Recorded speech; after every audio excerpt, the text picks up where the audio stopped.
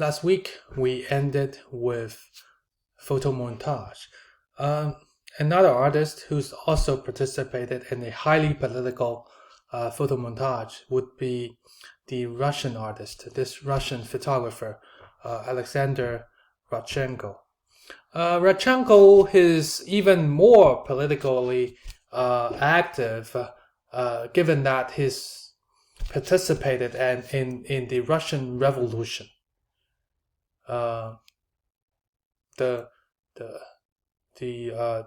the war of communism, participating in that to try to overturn the old society and build a new society, and that is his take on the photo montage. And his take on photo montage is not just piecing together and a combination of all different photographs onto one surface, but also including texts, including other images and patterns. So Rodchenko's work has to be understood within the framework of the history of Russia. For example, there's a lot of tragedy that happened. For example, in the war of communism, with the state taking control of the whole economy. Right, as a policy, millions of the peasants in the Don region starved to death as the army confiscated the grain from its own need and the needs for urban dwellers. The Don region still nowadays at the center of the Ukraine war nowadays. And just a little bit about the Russian Revolution. It was accompanied by the remarkable period of artistic experiment known as the constructivism, which questioned the fundamental property of art and asked what its place should be in new society. The constructivists compared the artist to an engineer arranging materials scientifically and objectively and producing artworks as rationally as other manufactured objects. So back to Rodchenko's participation in the New Vision. Right? He's participated in a lot of the movement at the time that were gaining momentum at the time. New Vision or photo montage. But what is best known, Rodchenko is best known for the extreme angles that he presents.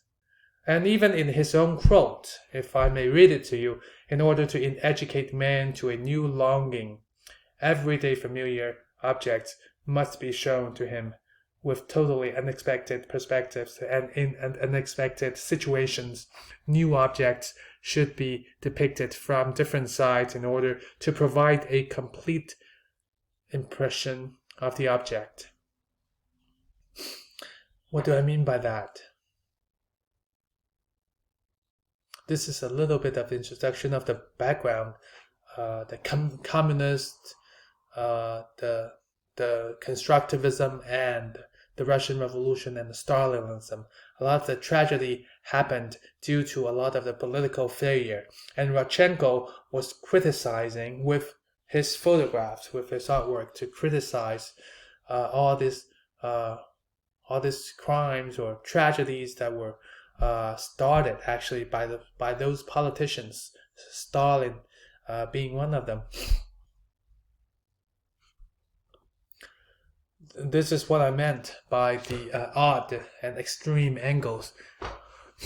He worked as a painter and a graphic designer before turning into photography. And I must remind you one thing about the importance of this odd angles, because the odd angles is not anything you would see in paintings at the time. Right now, it might not be the case because into the 21st century, paintings is in turn influenced by photography, right? By the world that photography catered. So, but at the time, there's a certain rubrics to follow. There's certain rules, certain way to frame the scene, certain way to design your composition, right? In painting. So you wouldn't find a new angle. You wouldn't go, for example, you wouldn't go to the corner of the ceiling, right, to paint a scene, a landscape or interior scene that's in front of you. You wouldn't do that. You would have the easel in front of you, and maybe outdoor, maybe indoor, and have something set up, right, for your portrait, for your whatever scenes you're going to take. Before then, there's no way to find angles extreme as this before photography, before the modernization of photography came along. Some other extreme angles. So this is what Rodchenko is claiming, is revealing, uncovering this one very salient and unique characteristics that's about photography. That is that you can find a new angle, because it's a mechanical product. The camera is a mechanic functioning, and you take it and you in life you wait and find an angle that you've never seen before, that you've never taken before, you've never realized before. That's something that photography can bring to the table, all right, and share with painting. This is a new way of seeing the world that is different from paintings, from sculptures, from other forms of art. So it's all these different discoveries, big and small, that push that started to construct photography as a more comprehensive form of art. You see photography, you see cameras as all this potential. It's never been realized before. Angles, right? And Rodchenko's aesthetics is refusal of the naturalized conventions of seeing. Right? Photography should take us to a new way of seeing, to even new height of seeing. Where now it's kind of in tangent, or going back to the very first, the videos that we watched at the very beginning of our semester, The Ways of Seeing by John Berger, right? So John Berger is really trying to enlighten, trying to bring our attention to this wild and wide world of seeing. Other characteristics is that the camera lens is not a mere window. It's just not something that you see through to see the reality. It's constructing the reality. It's bringing the reality to the audience in a very customized way, right? It's to awaken, right, with the angles that you take, with the specific lens that you manipulate. You take the audience to a new way of seeing life, to a different way of seeing life. Okay, that's something that paintings or sculptures, other forms of art cannot do, right? And this is not manipulating, not kicking the tripod again. This is not a pictorialist way of doing things, of going about things. This is straight photography. This is pure photography. This is just taking the photography, but use the shape, use the shadow, the light and shadow contrast, the lines, the texture of the picture, using all these things that are inherent to photography, to that piece of paper, that piece of photograph. Use those to proclaim the aesthetics of photography. And another extreme and odd angle, but really pushes you to think about the humanist, a different side, a different perspective, different aspects of human.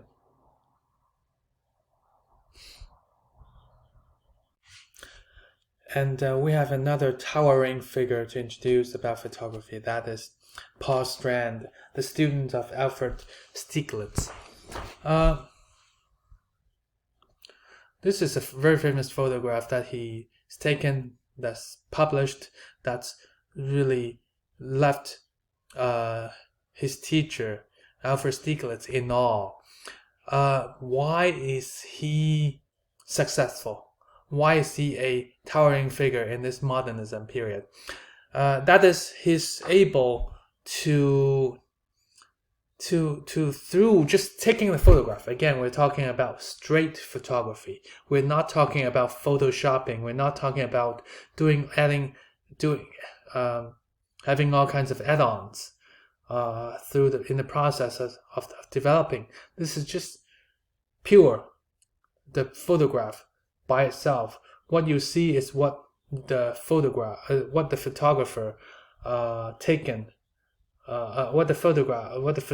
took at the outset, right? But he's able to explore this different vantage point, the different reflection and close-ups, all these ways of taking the photograph to enhance that really high contrast. We're still in the age of the black and white photographs, so the contrast was one very important vocabulary for photograph to deliver the message.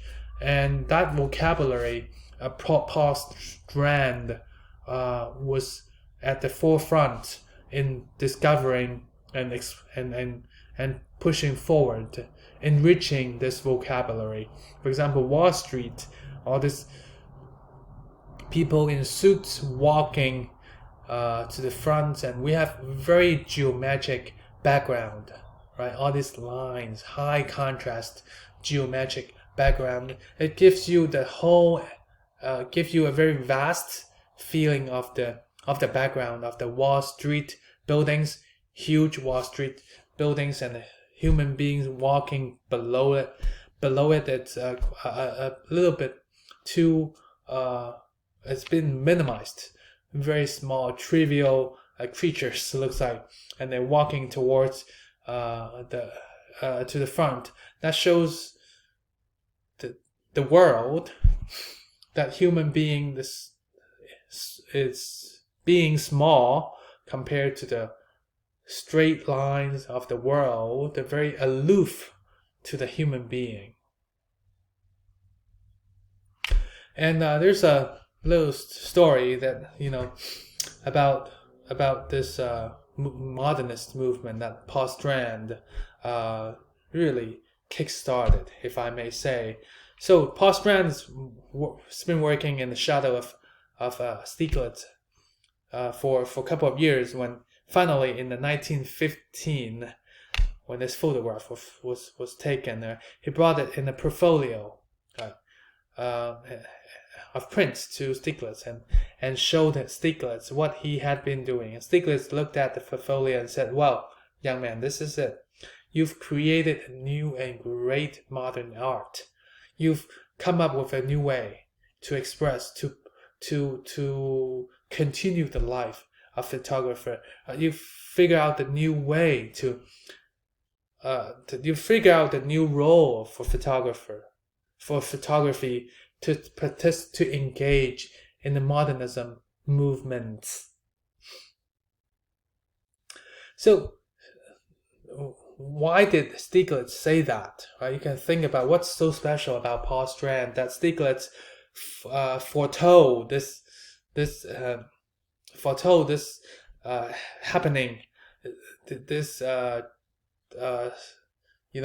Paul Strand being the towering figure that will happen, that this modern art will be started by Paul Strand. That is because Paul Strand, he realized that camera had a unique ability to shape some form simply, directly, in a sharp focus. And it's this sharp focus that Strand invented this very sharp focus compared to the very blurry manipulation of the pictorialist. He pioneered this straight photography. And this aesthetic that Strand, the Paul Strand pioneered, became the aesthetics in the 1920s. So instead of distorting the image or manipulating the print afterwards, Paul Strand would emphasize the selection and framing of the picture, and the art would depend on the eye of the photographer. So he's providing a new way to photography, a new method to photography, a new way of presenting photograph. But on the other hand, he's also elevating the status of photographer. Remember the caricature, during the pictorialist time or during the early photography. When we talk about early photography, there's a caricature showing all the photographers, all the artists raining from the sky. There's too many of them, right? Because people look down on them, on the photographer, right? You just push the shutter speed. What kind of education do you need to be a photographer? But Paul Strand has bring to the table again this new method. That photographer can. There is actually a lot of things that photographers can do and need education for to make a photographer, to make a photograph that is sound, that delivers the message. There's actually a lot of content, a lot of potential in a photograph which makes photographer, the job of photographer, a highly specialized one.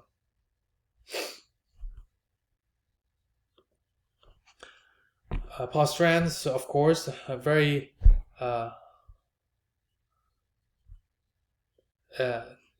actively in investigating abstract forms because his interests in that high contrast, the sharp focus, and shadows, light and shadows, investigation of that helps him to, with his experiment on this. Just a brief summary of the straight photography. It's a term used in the position of the combination printing. We've talked about that in previous lectures, like Legray's or Peach Robinson's, and maybe pictorialist manipulation. Straight photography pursuit is pure, straight, no editing photography. Just like Atget, and lastly, Macaulay Atget, he coined the word, he coined the term pure photography. Just use the camera itself.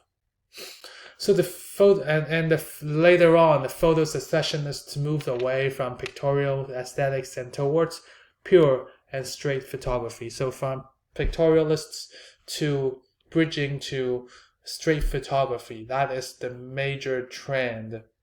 Let me repeat that because this is very important, right? If the early photography not recognized as art, and then artists or photographers, they're trying to make it, trying to push it, trying to fake it as art, trying to make photography as a way of creating paintings, right? So if photography is a way of creating paintings, then how can it not be an art? That's a pictorialist, kicking the tripod, damaging the lens, adding things to it, changing the color, the tint, scratching the film, things like that, adding all these crazy things to the photograph to make it look so artsy. That's pictorialist, right? And then we're moving, as photography is getting more and more meat, right, to it. This people, the artists, photographers, as they invented many different ways, different aspects, high contrast, light and shadow, all these new categories for photography. Photography's become more and more independent, and then from pictorialists, photographers are pursuing more of a straight photography, just using whatever the camera has to offer to create that photograph. So high contrast, sharp focus, no cropping. The underlying geometric structure is very strong. By the underlying geometric structure, I mean the emphasis on the formal aspects of the photograph, like focusing on the lines, on the shapes, the lines, or the texture, the different textures, stones, right, pavements, soft figures, the different textures of the photograph.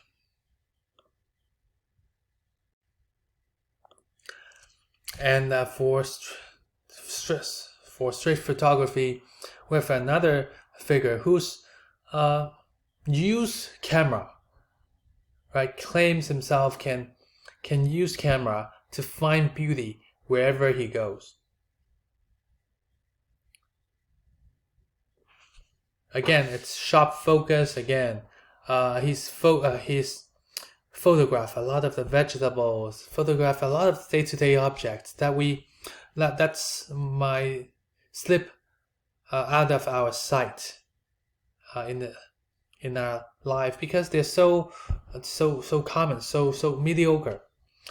But he's able to, through the line, the shape, the textures, to reveal all these textures, smooth textures, the posture of the pepper. And he's taken so many different photographs of the pepper. This is pepper number 30. And as a way to investigate a surface, investigate the beauty, the aesthetics of a body, of the torso, just like a sculpture. So this is actually through a pepper, he's trying to use photography to reveal the sculptural beauty of our day-to-day objects. Again, something that only photographs, only photographies can do. Not sculpture. Well, sculptures can do, but in a very different way. Painting will do it in a very different way. Photography, and Edward Weston has provided his own solution, his own way of using photograph to cater that form to the audience. And he's investigated a lot of it. Shells, excusado, the toilet, or nude, right? Focusing on the contrast and the lines, and which is use the camera as a way to celebrate that these formal elements are all surrounding our life. And there were many artists at the time trying to achieve quite similar thing. For example, Brancusi's, right? This Italian Constantine Brancusi's using sculpture to create that simple shape, to create that space, right? The name of it is bird in the space. To create that, to cater to you, using sculpture to cater to you that feeling, the sense of speed, the bird flying in the space, that smooth lines surrounding the sculpture.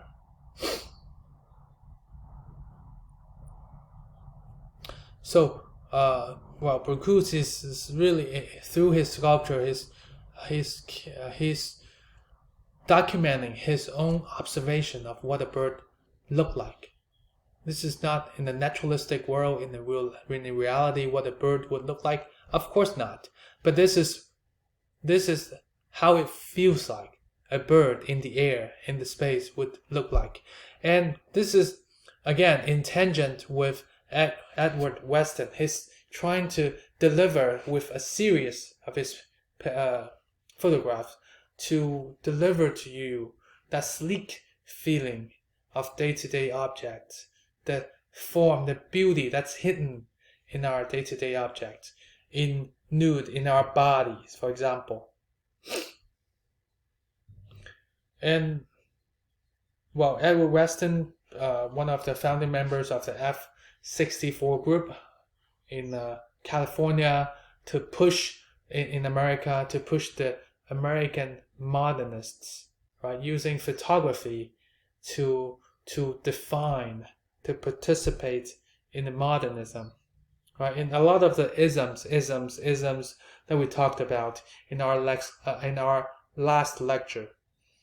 And in this F-64 group, in this avant-garde photographer group, there's also other members, the Imogen Cunningham being one of them, investigating the body, the light and shape of the female body, which is a pretty classical investigation, right? Since the Renaissance, or even before that, people has been investigating the beauty of the body, or maybe for Ansel Adams, using that really high contrast texture and light and shade to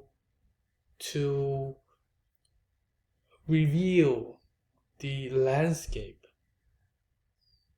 through straight photography. And this is a celebration of the landscape that at the time was not so conveniently located to a lot of the citizens in the United States.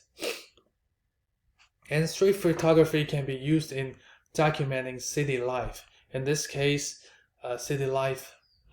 In this case, the city life in Paris. In the example of Eugene Atget. Atget, I think the Getty Museum just had a exhibition of some of his photographs. His photographs is not easy to collect. Getty Museums was lucky enough to receive the donation and had an exhibition of Atget. What do you think? Right, documenting Paris, is it just a documenting? Right, documenting all what Paris looked like? No, it's more than that. He's incorporating. Eugene Atget is actually, for example, incorporating the surrealist sense of the creepy, of the mystical, dreamlike vibe into his photograph through the angles, through the contrast, to show the Pantheon, the boulevards leading to the Pantheon, as a way to document the city, the citizen, the people living in the city, and what he did, what his contribution with photography is not just recording the city life of Paris. It's not just presenting that to you. He's actually creating the presentation of city of Paris in your memory through his taking the photographs. You wouldn't, if you're just normal documenting, you wouldn't take a picture of a just random shop window on the street out of nowhere with some new clothes in the back. But he's bringing his understanding into it.